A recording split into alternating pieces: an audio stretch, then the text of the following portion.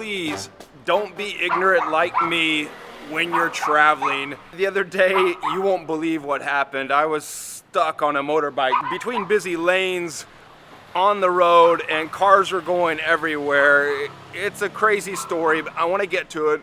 But first, I want to share with you some tips.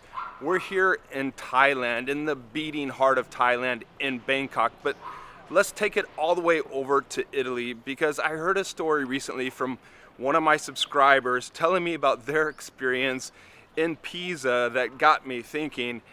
He said he needed to use the bathroom, and there was a sign there that said €1 to use the bathroom, probably near the Leaning Tower. You get that a lot around the historic sites. He had no euro on him, so he offered the man there $5, which he had in his pocket. Then he offered him $10 and $20, and the guy kept saying, "No can do." So he's left wandering off, trying to find some euro or a bathroom to use.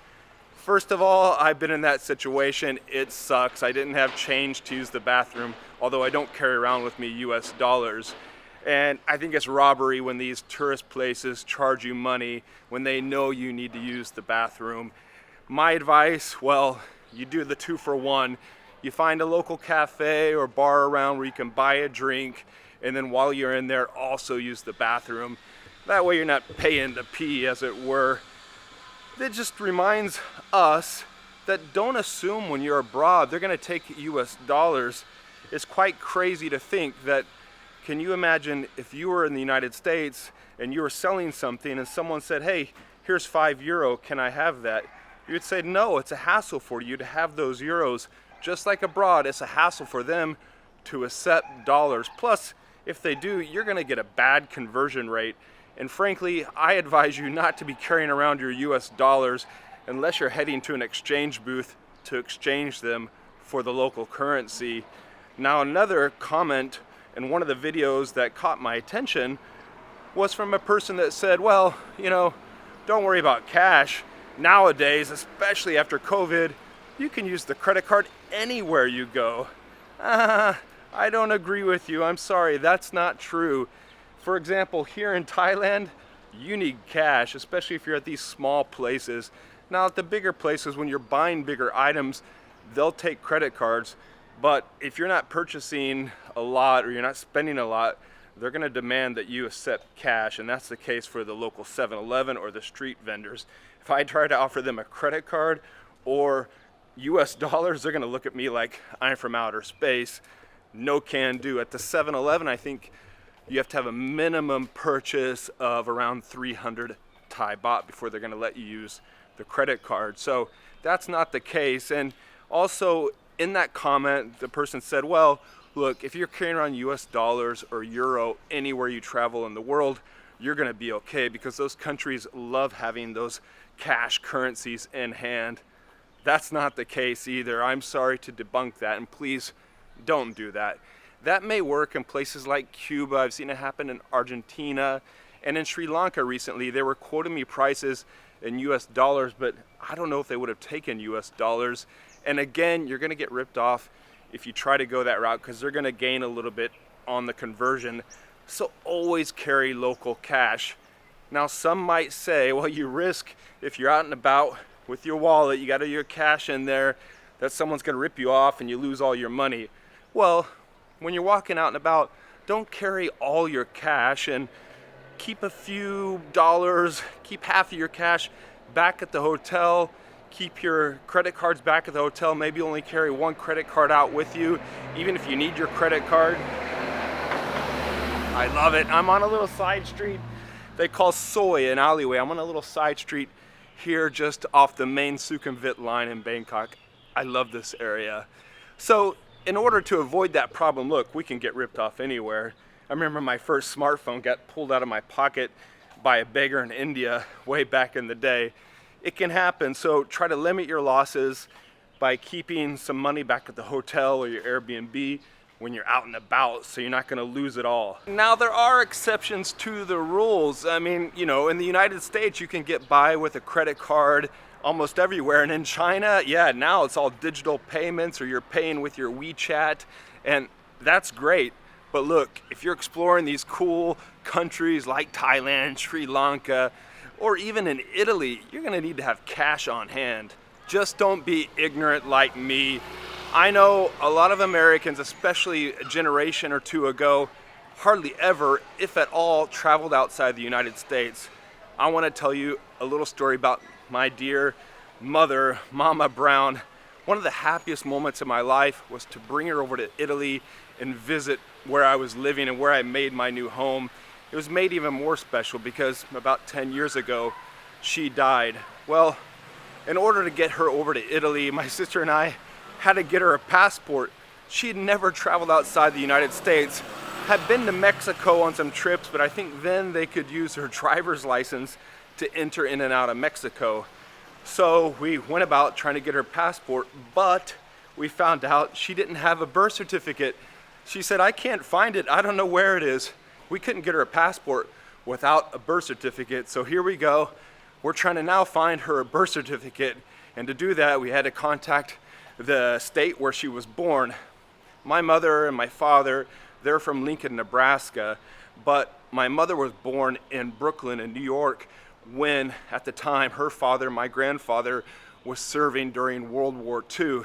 So we had to ring up New York, find out some information on my mother, and I don't even think I ever actually knew her birth date until that point, her year birth date. And we got her birth certificate, and then we were able to do the next step, which was to get her a passport and pave her way to come to visit me in Italy. Oh, I was so worried about her making her connection on the flight over to Italy. But she did it. She made it to Italy. I took her on a heck of a, oh, there's a little alley cat, a little soy cat, black cat. I'm not superstitious. We made it happen. Her and I took a cool trip all the way around, down to Rome, over to Venice, and Bologna, I think, as well, and of course Florence. We had a great time back then. And that just goes to show that people from the United States aren't used to traveling outside the United States, and then aren't used to other countries where they speak other languages. And like myself back in the day, I didn't travel outside the United States until I was maybe 20 years old. I didn't have this idea that I needed to learn another language wherever I went. And I just assumed maybe that everybody would speak English, and maybe you do the same, and maybe your friends might do the same, but please tell them no, because that's not the case. You may find in tourist areas they're going to speak English, or at your hotel, but it could be limited. Now, I don't expect you to go out there and be fluent in Italian or the language like Thai, wherever the country you are visiting, but at least be prepared. Have an app on your phone that has the words and phrases you might need to know. Have Google Translate ready so you're ready to rock. And what I recommend, and what I do as well, is I try to learn a few different phrases about a week to go before my trip, so you can just make the locals smile, and it just makes everything that much more better when you try to not meet them halfway, but at least take that first step and be friendly in the culture you're visiting, because maybe they might speak a little English, but for sure they're not going to understand when you get ahead of yourself on your first trip and you start speaking too quickly, or you drop in little local phrases as in slang. You're going to throw them off. That was the way it was on my first trips, and now, as you can probably see, I speak much slower because I'm used to speaking to people where their native language is not English. But for me, that's part of the charm when I'm traveling abroad, is to hear those different languages, try to learn a few different phrases, and also have those different currencies in my hand, and just experience what it's like in a new country. I'm up to 86 countries now, 76. We are in Sri Lanka, country number 68. I just visited Sri Lanka. We added a new one. And that's all part of the joy of traveling. Okay, now let me get to my story about being stuck on a motorbike in the middle of traffic. Before I do that, I got one more story. I was on a run the other day. Every morning I go running here in Bangkok. There's a big park over here called Benjikiti. It's like Bangkok Central Park. That's the Big Apple. This is the Big Mango. And I was listening to a podcast, and they were interviewing the great travel guru, Rick Steves. What a legend. So he's explaining about some kind of hard-headedness of Americans, as they say, testardo in Italian, when they were traveling abroad, he was relating this one story because at check-in in Italy and a lot of countries in Europe, you got to fill out a form, put down your birth date, or they need to see your passport. And so one of the persons in his group was filling out the form, and he said, oh, be careful there because you need to put it day, month, and then year, not month, day, and then year like we do in the United States.